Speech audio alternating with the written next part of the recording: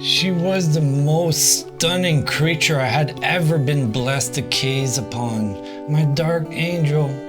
There was something about her, a temptation I had no power or will to resist.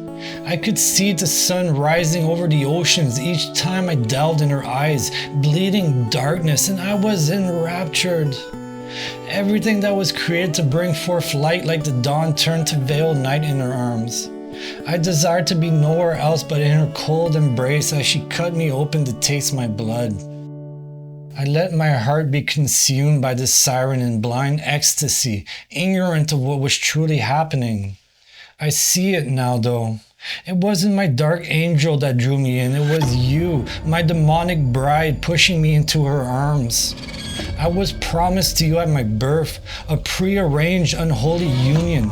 You were given dominion and authority over my heart and could do what you pleased with it.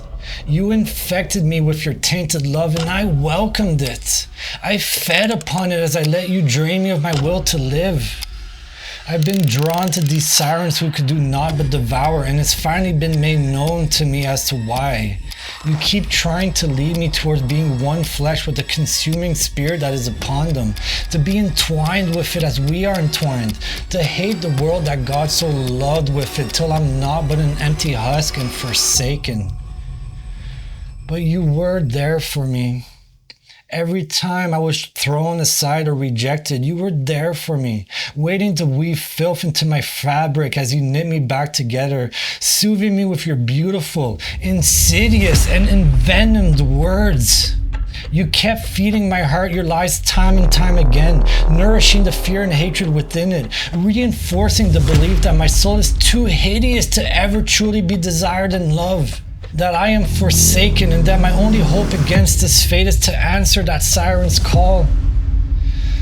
I'm no longer blind to the hate in your fear-inducing love, to my enslavement in it. I craved it and nursed it as my own, though now I do acknowledge that you are more powerful than I am, and I can still feel your oppression as I fall to your temptations. But I also recognize that you have already lost your war of domination and ownership over me. That you are in your final moments and lashing out in futility, trying to regain your hold over me. I have been drawn to another by a spirit though, the one with all power to whom I have been promised to since before my birth. My king denied your moment of victory on the cross.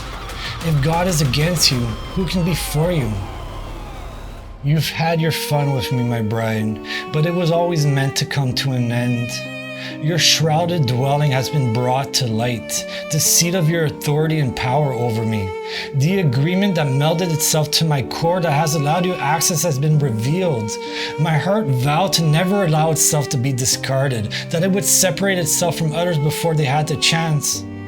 Over and over I would abandon friendships justified by what concealed itself as righteous hatred and feigning indifference at the pain of the broken bond. Well, at least until I would hear that siren call, and you would tell me answering it was my only chance, my only hope. You've had your fun with me, my bride, but you were always meant to be forsaken. Somehow, I do feel sadness for you. I can't help but wonder, were you just sharing your own fear with me? The throne of my heart is meant for only one though, and that one never forsook me and never will. I was always intended to be his bride. He knew me from before the womb, and I was unforsaken even then. In grief, I am finally letting go of my need for your tainted love. Your lie and my agreement have been replaced. It's time that our unholy union comes to a holy dissolution. And Jesus, in gladness of heart, I am wholly yours. My heart belongs to you and you alone. I am your beloved, promised bride, and I was never lost to you. I was always meant for you.